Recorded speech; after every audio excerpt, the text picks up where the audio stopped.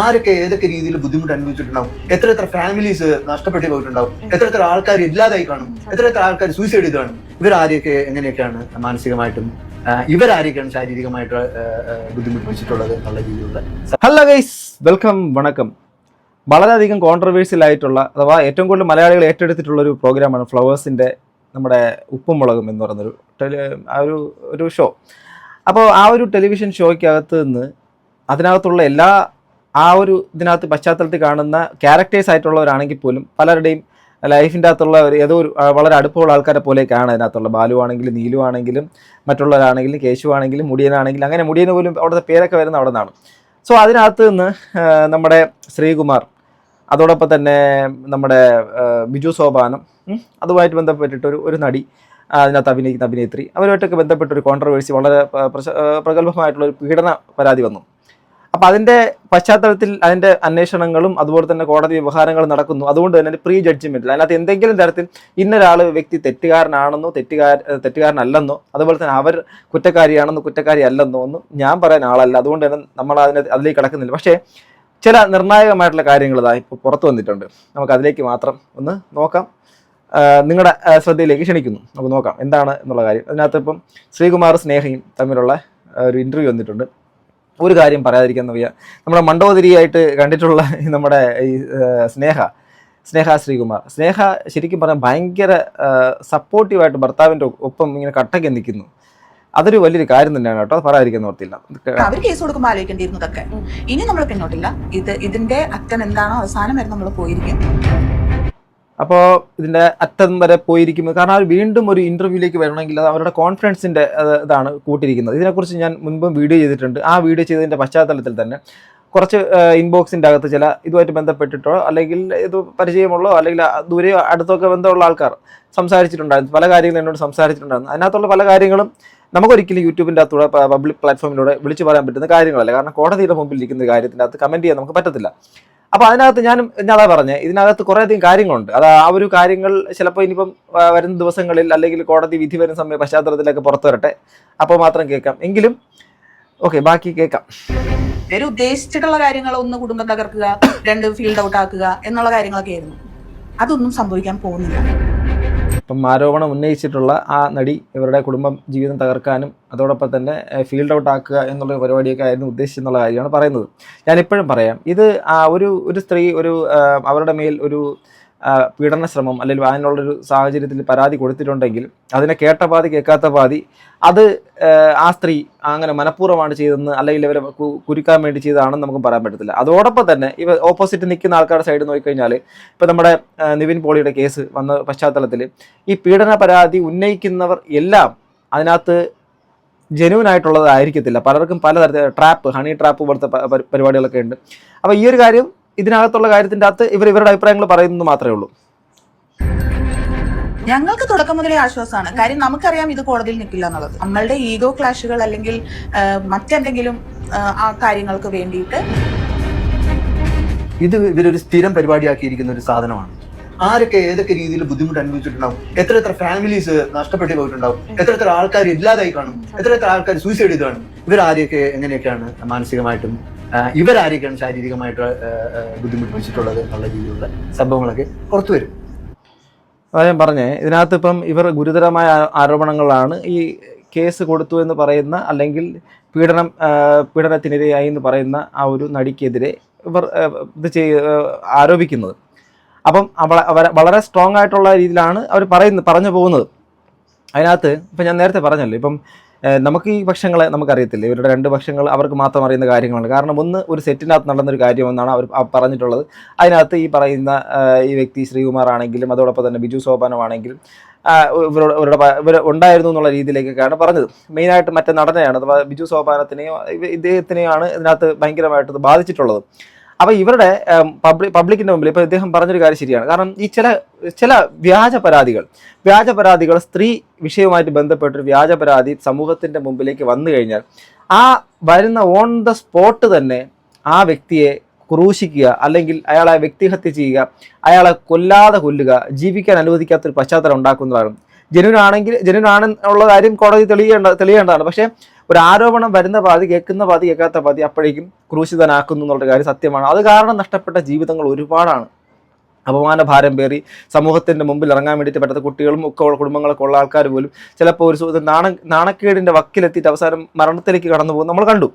അപ്പോൾ ഇവിടെ അദ്ദേഹം പറഞ്ഞൊരു കാര്യം ശരിയാണ്. പക്ഷേ ഇവരുടെ കേസിൻ്റെ അകത്തുള്ള കാര്യത്തിനെ കുറിച്ചല്ല ഞാൻ ജനറൽ ആയിട്ടുള്ള കാര്യങ്ങളാണ് പറഞ്ഞേക്കുന്നത്. ഇവർക്ക് സ്ഥിരം പരിപാടി എന്നുള്ള രീതിയിലേക്കാണ് ശ്രീകുമാർ അഭിപ്രായപ്പെടുന്നത്. ഇതിനകത്തൊരു കമന്റ് കണ്ടത്, അതുപോലെ നോക്കി പോകണമല്ലോ, അതിനകത്ത് പെട്ടെന്ന് തന്നെ പറയാം. ശ്രീകുമാറിനെ മ്യൂസിക് കോളേജ് മുതൽ എനിക്കറിയാം, ഡീസന്റ് മനുഷ്യനാണ്, ശുദ്ധൻ എന്ന് പറഞ്ഞിട്ട് ഒരു കമന്റാണ്. അതിനകത്ത് 510 ലൈക്കിലും കമന്റൊന്നും കാര്യമില്ല, കോടതിയുടെ മുമ്പിൽ നിൽക്കുന്ന വിഷയമുണ്ട്. ചിലരെ കണ്ടാൽ അറിയാം, എനിക്ക് തോന്നുന്നു ശ്രീകുമാർ ഒരു ഇരയായി പോയെന്ന്, ആരോ മനഃപൂർവ്വം കൊടുക്കാൻ നോക്കിയതാണ് എന്നുള്ള രീതിയിലേക്കൊക്കെ പറയുന്നത്. കാരണം ശ്രീകുമാറും ഈ നമ്മുടെ സ്നേഹയൊക്കെ ഇവരുടെ ഭാഗത്ത് നിങ്ങൾക്ക് തോന്നുന്നുണ്ടോ ഒരാൾ കുറ്റക്കാരാണെങ്കിൽ, ഞാൻ പറയുന്നത് കോടതിയുടെ ഇതിൽ നിന്നല്ല, അവരുടെ ഭാഗത്ത് എന്തെങ്കിലും മിസ്റ്റേക്ക് ഉണ്ടെങ്കിൽ അവർക്ക് പബ്ലിക്കിന്റെ മുമ്പിലേക്ക് ഒന്ന് അപ്പിയർ ചെയ്തിട്ട് ഇങ്ങനെ ഒരു ഇന്റർവ്യൂ കൊടുക്കാൻ പറ്റും നിങ്ങൾക്ക് തോന്നുന്നുണ്ടോ? എനിക്ക് അറിഞ്ഞൂടാ, തെളിയേണ്ടതാണ്. ഞാനിപ്പോഴും ഇവരെ ശരിയാണെന്നോ അവർ തെറ്റാണെന്നോ ഒന്നും ഞാൻ പറയുന്നേ ഇല്ല. അത് കോടതി പറയേണ്ട കാര്യമാണ്. പുള്ളി അദ്ദേഹം വന്ന് കണ്ടതുപോലെയാണ് സംസാരിക്കുന്നത്. ഭയങ്കര ഘോരമായിട്ടിരുന്ന ഇന്ന വകുപ്പ് പ്രകാരം ശ്രീകുമാറിനെ അകത്തിട്ട ശ്രീകുമാർ പുറം ലോകം കാണില്ല. നിവിൻ പോളിക്കെതിരെ വന്ന പരാതി അവര് പറയുന്ന ആ പശ്ചാത്തലത്തിൽ നിവിൻ പോളി അന്നില്ല, ആ സ്ഥലത്തേ ഇല്ല. അദ്ദേഹം അന്ന് ഇവിടെ ഷൂട്ടിലാണ്, ആ ഷൂട്ടിംഗ് ക്രൂ മൊത്തം സാക്ഷിയാണ്. പക്ഷെ ഇവർ പറയുന്ന പശ്ചാത്തലം എന്ന് പറയുന്നത്, ചാനലിന്റെ തുടക്കം മുതൽ ഈ പ്രോഗ്രാമിലുള്ള ഒരാളാണ് ഞാൻ. പ്രോഗ്രാം നിന്ന് പോയിരുന്ന ആഗ്രഹം ഉള്ളതുകൊണ്ടാണ്, വേറെ ഒന്നുമല്ല. ചില പ്രോഗ്രാമിന് ചില ലൈഫുണ്ട്, അതുവരെ പോകും. കാരണം മുൻ ഇന്റർവ്യൂസ് ഒക്കെ ശ്രദ്ധിച്ച് അറിയാൻ വേണ്ടിയിട്ട് പറ്റും. ഞാൻ ഉദ്ദേശിച്ചുള്ളൂ ഇതെന്താ ഇദ്ദേഹം മിണ്ടാത്ത, അപ്പോൾ ഇൻട്രോവേർട്ട് ആണെന്നുള്ള രീതിയിലേക്കുള്ള കമന്റ്സ് ഒക്കെ കണ്ടു. അദ്ദേഹം അധികം ഇന്റർവ്യൂസിലും സംസാരിക്കാറില്ല, അത് ഞാൻ പിന്നെ ശ്രദ്ധിച്ചു. പക്ഷേ ഇദ്ദേഹം ഇപ്പം മനസ്സ് തുറന്നെങ്കിലും ഒന്ന് ഓപ്പൺ ആയിട്ട് സംസാരിക്കുന്ന ഇപ്പോഴാണ്. അല്ലാതെ നമ്മൾ സ്വാഭാവികമായിട്ട് ഒരാളെ അണ്ടർ എസ്റ്റിമേറ്റ് ചെയ്ത് കള്ളനെ പോലെ. നമുക്കറിയാം ബാഹുബലി പ്രഭാസ് എന്ന് പറഞ്ഞാൽ ഒരു പുരുഷത്വത്തിന്റെ ഒരു പ്രതീകമായിട്ടാണ് നിറഞ്ഞു നിൽക്കുന്ന ബാഹുബലി. പക്ഷെ പ്രഭാസിനെ കൊണ്ട് ഒരു പബ്ലിക് സ്റ്റേജിൽ കൊണ്ട് വിട്ടുള്ള കഥ നിങ്ങൾ നോക്കണം. ആ മറ്റേ രാജമൗലിയൊക്കെ ഇരുന്ന് ചിരി കാണണം.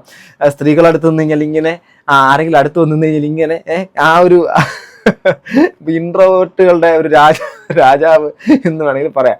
ആ തരത്തിലാണ് ആ മനുഷ്യൻ. നല്ലൊരു നിഷ്കളങ്കമായ സ്വഭാവം. അവിടുത്തെ ഏതോ സംസ്ഥാനം ഓർമ്മയില്ല, തെലങ്കാനയാണോ അതോ ഹൈദരാബാദ്, എവിടെ, അവിടുത്തെ ഒരു രാജകുടുംബത്തിന്റെ അകത്തുള്ള ആളാണ് കേട്ടോ റിയൽ ആയിട്ട് ഈ പറഞ്ഞ പ്രഭാസ്. ഇതുമായിട്ട് ബന്ധമില്ല എങ്കിൽ അൾട്രാ മോഡേൺ കിച്ചൺ ഡിവൈസസ് ഒട്ടും പറ്റുന്നത് നിയമപരമായിട്ട്, അല്ലാതെ ഇവരെ പോലെ അങ്ങനത്തെ വാക്കുകൾ പറയാൻ നമുക്ക് പറ്റില്ല. എന്നാലും ഞാൻ പറയാണ്, ഇവരെ പോലത്തെ ഊച്ചളത്തരം ചെയ്യാൻ എനിക്ക് പറ്റില്ല, എന്റെ സംസ്കാരം അതല്ല, മനസ്സിലായി. അപ്പൊ നിയമപരമായിട്ട് തന്നെ നമ്മൾ അതിനെ നേരിടും. ചേട്ടാ, നിങ്ങള് പേരാരെയും പറയുന്നില്ല, പേരാരെയും പറയുന്നത് ശരിയല്ല, അല്ലെങ്കിൽ ഇതിലേക്ക് കൊണ്ടുവരാൻ ഉദ്ദേശിക്കുന്നില്ല. എങ്കിൽ പോലും നിങ്ങൾ ഭയങ്കര സുഹൃത്തുക്കളായിരുന്നു. അങ്ങനെയുള്ള ഒരു അവസ്ഥയിൽ ഇങ്ങനെ ഒരു കേസ് വരുമ്പോൾ ചേട്ടന്റെ മാനസികാവസ്ഥ ശരിക്കും ആ സമയത്ത് എന്തായിരുന്നു?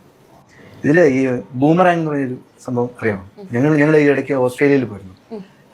ഞാനും സുനിലേട്ടനും ജയപ്രകാശ് കുളൂർ മാഷിന്റെ ടാർസൻ എന്ന് പറഞ്ഞ നാടകമായിട്ട്. അപ്പോൾ അവരുടെ മെയിൻ ഒരു ഗെയിം പ്രോപ്പർട്ടിയാണ് ബൂമറാങ്. അറിയോ? ഇങ്ങനെ കറങ്ങി അത് നമുക്ക് കണ്ടിട്ടുണ്ടോ? നേരിട്ട് കണ്ടിട്ടുണ്ടോ? അത് അതിന്റെ നമ്മൾ എറിയുമ്പോഴത്തേക്ക് തിരിച്ചു കൊണ്ട് കാണാൻ ഭയങ്കര രസമാണ്.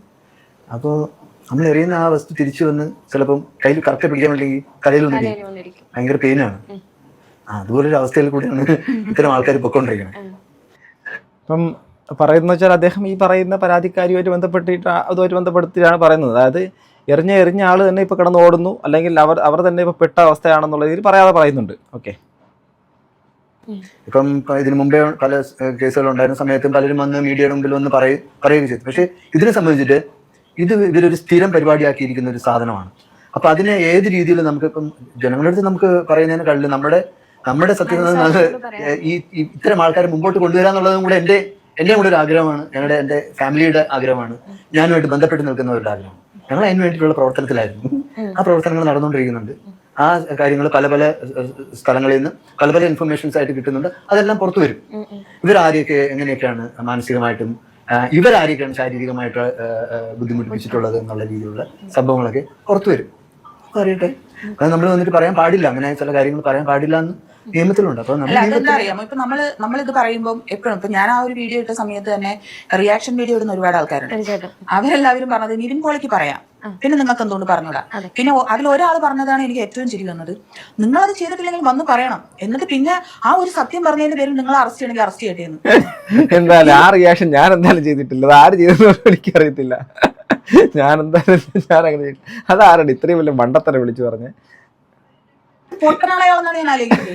അപ്പം അങ്ങനെയൊന്നും നമുക്ക് ചിന്തിക്കാൻ പറ്റിയ കാര്യമേ അല്ല ഇത്. അത് ഇങ്ങനെ ഒരു കേസ് അവർക്ക് വരുമ്പോഴേ അവർക്കത് പഠിക്കും. നമ്മുടെ മാനസികാവസ്ഥ പരിഗണിക്കണം. ഒരിക്കലും ഇങ്ങനെയുള്ള സെൻസിറ്റീവ് ആയിട്ടുള്ള വിഷയങ്ങൾ കോടതിയിൽ നിൽക്കുന്ന, അതും പ്രത്യേകിച്ചൊരു ആരോപണം എന്ന് പറഞ്ഞാൽ സ്ത്രീ സംബന്ധമായിട്ടുള്ള കാര്യമാണ്. അതിനകത്ത് എടുപിടി എന്ന് പറഞ്ഞാൽ ആർക്കും പറയാൻ വേണ്ടി പറ്റുന്നത്. നിവിൻ പോളിക്ക് ധൈര്യമുണ്ട്, ബാക്കിയുള്ളവർക്ക് ധൈര്യമില്ല, ധൈര്യക്കുറവൊന്നുമല്ല. പക്ഷെ നമുക്ക് ഉറപ്പുണ്ടെങ്കിൽ നമുക്കത് പറയാം. പക്ഷേ ചില കേസുകൾക്ക് ചില രീതികളുണ്ട്. ആ രീതികൾ അനുസരിച്ചിട്ട് അത് കോടതി അതിൻ്റെ അഡ്വക്കേറ്റ്സ് ഒക്കെ ആയിരിക്കും അതിനകത്ത് ഏതൊരാളൊന്ന് പബ്ലിക്കിൻ്റെ മുമ്പിൽ പറയുന്നതിന് ഒരു അഡ്വക്കേറ്റിനെ കാണുമല്ലോ. അപ്പോൾ അവരുടെ ഒരു നിർദ്ദേശം കാണും, ഇന്ന കാര്യങ്ങൾ പ്രതികരിക്കാം, ഇന്ന വാക്കുകൾ ഉപയോഗിക്കരുത്, ഇന്ന കാര്യങ്ങൾ സംസാരിക്കരുത്, അത് കോടതിക്ക് അലക്ഷ്യമായിട്ട് മാറും, അത് ചിലപ്പോൾ നിങ്ങൾക്ക് പ്രതികൂലമായിട്ട് മാറും എന്നുള്ള സാഹചര്യം വരും. അത് ഓപ്പോസിറ്റ് നിൽക്കുന്ന ആൾക്കാർ അനുകൂലമായിട്ട് മാറുകയും ചെയ്യും. അപ്പോൾ അങ്ങനെയൊക്കെയുള്ളൊരു സംഭവം എല്ലാ കേസുകളുടെയും രീതി പോലെ ഇരിക്കും. അപ്പം ഓക്കെ, ഇത് മാത്രമല്ല, ഇപ്പൊ നമ്മളെ സംബന്ധിച്ച് ഇങ്ങനെ ഒരു കേസ് വന്നാൽ എന്തൊക്കെ ചെയ്യാൻ പാടില്ല എന്നുള്ളത് നമുക്കറിയില്ലായിരുന്നു. ഈ വാർത്ത വന്നതിന്റെ അന്ന് രാത്രി 10 മണിക്കാണ് നമ്മുടെ അഡ്വക്കേറ്റ് നമ്മുടെ വീട്ടിൽ വരുന്നതും. അതൊക്കെ നമുക്ക് പിന്നീട് ആലോചിക്കേണ്ട കാര്യമാണ്. ഇപ്പം അതൊന്നും നമുക്ക് പറയാൻ പറ്റില്ല. ഒരു പ്രേക്ഷക എന്ന നിലയിൽ ഞാൻ ചോദിക്കുകയാണ്, നിങ്ങളെ കാണാനുള്ള ഒരു ഇഷ്ടം കൊണ്ട് ചോദിക്കുകയാണ്. കേസ് തെളിഞ്ഞു, നിങ്ങളുടെ ഭാഗം ജയിച്ചു എന്നുണ്ടെങ്കിൽ നിങ്ങൾ അഭിനയിക്കുക തീർച്ചയായും. ഞാനൊരു കാര്യം പറയാം, ഞാൻ ഈ പ്രോഗ്രാമിനെ ഞാൻ ചെയ്യുന്ന ഓരോ വർക്കിനെയും ഞങ്ങൾ അത്രയും ഇമ്പോർട്ടൻ്റ് ആയിട്ട് കാണുന്ന ഒരാളാണ്. ഒരു ദിവസം പോലും അനാവശ്യമായിട്ടുള്ള രീതിയിൽ ഒരു അവധി എടുക്കുകയോ, നിങ്ങൾ ഈ പ്രോഗ്രാമിന്റെ ചാനലിൽ വിളിച്ച് ചോദിച്ചാൽ മതി, അല്ലെങ്കിൽ സ്ഥിരമായിട്ട് കാണുന്ന പ്രേക്ഷകരുണ്ടെങ്കിൽ അവർക്കറിയാം. അപ്പോൾ ഒരു ദിവസം പോലും ഞാൻ അത്രയും പാഷനേറ്റ് ആണ്, എനിക്ക് അത്രയും ഇൻട്രസ്റ്റഡ് ആണ് അത് ചെയ്യാൻ വേണ്ടിയിട്ട്. എനിക്കത് കഴിഞ്ഞിട്ട് ബാക്കിയുള്ളൂ. അപ്പോൾ അപ്പോൾ ഇതിനകത്ത് അദ്ദേഹത്തിൻ്റെ സൈഡ് പറയുന്നു, അദ്ദേഹത്തിൻ്റെ ഭാര്യയാണ്, അദ്ദേഹത്തിൻ്റെ ഭാര്യയാകുമ്പോൾ സ്വാഭാവികമായിട്ടും അദ്ദേഹത്തിൻ്റെ കൂടെ നിന്നേ പറ്റുള്ളൂ. ബാക്കിയുള്ള കാര്യങ്ങൾ കോടതി തീരുമാനിക്കാനാണ്. അവർ ചെയ്യുന്ന തെറ്റാണെന്നോ അല്ലെങ്കിൽ അവർ ന്യായീകരിക്കുന്നതെന്നോ എന്തോ നമുക്ക് വേണമെങ്കിൽ പുറത്തുനിന്ന് കണ്ടുകൊണ്ടിരിക്കുന്നവർക്ക് പറയാം എന്നുള്ളതിനപ്പുറത്ത് അവരുടെ ജീവിതങ്ങളാണ് ഇതിനകത്ത് കിടക്കുന്നത്. അപ്പോൾ അവർ തന്നെ ആയിരിക്കണം അത് പറഞ്ഞ് മുന്നോട്ട് പോകേണ്ടത്. ചില കമൻറ്റുകളുണ്ട്. മന്തുവിൻ്റെ നിഷ്കളങ്കമായ ചിരി സൂപ്പർ ശ്രീയുടെയും ഒരിക്കലും പിന്മാറരുത്, കേസ് മുന്നോട്ട് തന്നെ പോകട്ടെ ശ്രീ ആൻഡ് സ്നേഹ. ഞങ്ങളുടെ പ്രിയ മണ്ടോദരി സൂപ്പർ സ്റ്റാറുകളൊപ്പം അഭിനയശേഷി ഇത്രയും നല്ലൊരു നടി മറിമായത്തിലൂടെയാണ് ഞങ്ങളൊക്കെ കണ്ടറിഞ്ഞത്. സ്നേഹ എന്ന് നല്ല സ്ത്രീ കൂടിയാണെന്ന് ഈ വീഡിയോ പറയാതെ പറയുന്നു. മന്തു വന്നോ എന്ന് ചോദിച്ചാണ് ഞാൻ TV ക്ക് മുന്നിൽ ഓടി വരാറ്. ഞങ്ങളൊക്കെ ഈ നടിയുടെ ആരാധകരാണ്. ബാലുവിനെയും ശ്രീകുട്ടനെയും ഇനി ഉപ്പും മുളകിലും കാണട്ടെ. ഇപ്പോൾ ഉപ്പും മുളകും പിള്ളേരെ കൊണ്ടാൽ സങ്കടം തോന്നും. ആരും ചോദിക്കാനും പറയില്ലാത്ത പിള്ളേരെ പോലെ കാണാൻ തോന്നാറില്ല. Sreekumar and wife full support. കേട്ടപ്പോൾ അറിയായിരുന്നു ശ്രീ ചെയ്യില്ലെന്ന്. എങ്ങനെ ആവണം ഭാര്യ? കള്ളക്കേസ് കൊടുക്കുന്നവർ ശിക്ഷിക്കണം. ശ്രീ സ്നേഹ കട്ട സപ്പോർട്ട്. ഒരാൾ ഒരിക്കലും വെറുതെ അവരുടെ തന്നെ ഭാവി നശിപ്പിച്ചുകൊണ്ട് മറ്റൊരാൾക്കെതിരെ കേസിന് പോകില്ല. അതിലൊരു ന്യായമുണ്ട്. അവർ കേസ് കൊടുത്തിട്ടുണ്ടെന്നുള്ള കാര്യത്തിൻ്റെ അകത്ത് ഇങ്ങനെ പറയുന്നതിനകത്തും ഒരു ന്യായമുണ്ട് ഇല്ലേ? നമുക്കത് അങ്ങനെ കാണാം. ബാക്കി തെളിയട്ടെ. സുഹൃത്തെ, കള്ളക്കേസ് ആണെന്ന് ഉറപ്പിച്ചോ ലോജിക്കലി തിങ്ക് ചെയ്യടോ എന്നുണ്ട്. കള്ളക്കേസാണെന്ന് തെളിഞ്ഞാലും പരാതി കൊടുത്തൊരു സ്ത്രീ ആയതുകൊണ്ട് സ്ത്രീകൾക്കുള്ള പ്രത്യേക പരിഗണന വെച്ച് ശിക്ഷ കൊടുക്കാനുള്ള ചാൻസ് വളരെ കുറവാണ്. എന്തൊക്കെയോ പറയുന്നു. നട്ടലുള്ള ഒരു ആൺകുട്ടി തന്നെ സ്നേഹം. ഓക്കെ, നമുക്ക് നമ്മുടെ ഇമോഷൻസൊക്കെ പറയാം എന്നുള്ളതിനപ്പുറത്തേക്ക് അല്ലാതെ കുറേ കാര്യങ്ങളുണ്ട് ഇതിനകത്ത്. മഞ്ജു പത്രോസ് ഒഫീഷ്യൽ, മഞ്ജു പത്രോസ് ആണോ എന്ന് അറിയത്തില്ല, ഇനി അവരത് അറിഞ്ഞു എന്ന് അറിയത്തില്ല, അവർ തന്നെയാണോ, അവരുടെ ഐഡി തന്നെയാണോ, കാരണം നമുക്ക് പറയാൻ പറ്റത്തില്ലേ. കാരണം ഓക്കെ, അവരുടേതാണെന്ന് തോന്നുന്നു 3 വർഷത്തിന് മുമ്പ് എന്ന് പറഞ്ഞ് കാണിച്ചേക്കുന്നു. മഞ്ജു പത്രോസിനെ തന്നെ കാണിച്ചേക്കുന്നത്. അതിനകത്ത് അവർ പിടിച്ച കൊമ്പ് മാറിപ്പോയി. സ്നേഹ എന്ന പുലിപ്പെണ്ണിൻ്റെ വീട്ടിലേക്കാണ് കയറിയതെന്ന് പറയുന്നു. മഞ്ജു ചേച്ചി, മഞ്ജുമ്മ. ഓക്കെ, മഞ്ജു പുള്ളിക്കാരത്തിയാണെന്ന് തോന്നുന്നു കേട്ടോ. ഓക്കെ, അവരുടെ വീണ്ടും ഒരു കമൻ്റ് ഉണ്ട്. Well done dear. എല്ലാം അറിയുന്നവർക്ക് മുന്നിൽ എങ്കിലും ഇവരുടെ ഇരുട്ടാക്കൽ നിർത്തിക്കൂടെ? അല്ലെങ്കിൽ ലോകത്ത് കഥയറിയാത്തവരാണോ എല്ലാവരും എന്നൊക്കെ പറഞ്ഞ് മഞ്ജു പത്രോസിൻ്റെ കമൻറ്റ്. സോ ഇതിനകത്ത് എന്തൊക്കെയോ ട്വിസ്റ്റുകൾ ഇതൊക്കെ വരുന്നുണ്ട്. നീലുവിൻ്റെ കഥാപാത്രം മഞ്ജു പിള്ള ആയാലും നല്ലതാണ്. 10-11 വർഷം തട്ടിയും പോയി, ഒരു പ്രശ്നവും അതിലുണ്ടായിട്ടില്ല. എന്താണ് സത്യം? ആ മനുഷ്യൻ പാവം. ഓക്കെ, എല്ലാം നല്ലതായി തീരട്ടെ. ലച്ചു, ശിവ, കേശു, പാറൂസിൻ്റെ അമ്മാവൻ ഗൾഫ് മിഠായി ആയിട്ട് കാത്തിരിക്കുന്നു. എനിവേ, ആ പ്രോഗ്രാമിനകത്ത് ഇവരെ തിരിച്ചു വരണമെന്ന് ആഗ്രഹിക്കുന്ന, അഥവാ ഇദ്ദേഹം നമ്മുടെ ശ്രീകുമാർ തിരിച്ചു വരണമെന്ന് ആഗ്രഹിക്കുന്ന ആൾക്കാരുണ്ട്. അതോടൊപ്പം തന്നെ അദ്ദേഹത്തിന് സപ്പോർട്ടായിട്ട് നിൽക്കുന്നത് അദ്ദേഹത്തിൻ്റെ ഭാര്യ. ഇതിപ്പോൾ നമുക്കൊരു വശമാണ്. ഇതിൻ്റെ മറ്റേ വശത്തിൻ്റെ അകത്ത് നിൽക്കുന്നത് ആരോപണം ഉന്നയിച്ച ആളാണ്. അയാളുടെ ജീവിതത്തിനകത്ത് ഉണ്ടായി എന്ന് പറയപ്പെടുന്നൊരു കാര്യമാണ്. ഇത് ഓപ്പോസിറ്റ് നിൽക്കുന്ന ആൾക്കാർ അവർ സംസാരിക്കുന്നതാണ്. ഇവരുടെ ഭാഗമാണോ അല്ല അവരുടെ ഭാഗമാണോ ഏത് ഭാഗമാണെങ്കിലും സത്യം ജയിക്കട്ടെ. ഞാനതേ പറയുന്നുള്ളൂ, സത്യം ജയിക്കട്ടെ. സത്യം ജയിച്ചിട്ട് നിരപരാധികൾ അതിനകത്ത് തെറ്റുകാരൻ അല്ലെങ്കിൽ തെറ്റുകാരി ആരാണെങ്കിലും അവർ ശിക്ഷിക്കപ്പെടട്ടെ. മറ്റ് ഇതിനകത്ത് എന്താണ് ഒരു തരത്തിലുള്ള ഒരു കുറ്റവും ചെയ്യാത്ത നല്ലവരായിട്ടുള്ള ആൾക്കാർ ആരാണോ അവർ ആ ഭാഗം വിജയിച്ച് നമ്മുടെ സമൂഹത്തിന് മുമ്പിൽ എത്തട്ടെ. ഇത് എത്ര കാലം കഴിയും കേസ് കഴിയുന്നൊന്നും അറിയത്തൊന്നുമില്ല. ഇനി എന്തായിരുന്നാലും ഇനി എൻ്റെ ഓപ്പോസിറ്റ് ഇത് കേട്ടിട്ട് ഇനി ഇതിൻ്റെ ഓപ്പോസിറ്റ് ആയിട്ടുള്ള സൈഡിൽ നിന്നും ഇത് വല്ലതും വരുമോ എന്നുള്ള കാര്യം കാത്തിരുന്ന് കാണേണ്ടതാണ്. നിങ്ങൾക്ക് നിങ്ങളുടെ അഭിപ്രായം കമന്റ് ബോക്സിൽ രേഖപ്പെടുത്താം. അടുത്തൊരു വീഡിയോ വീണ്ടും കാണുന്ന കേസ്. ബൈ.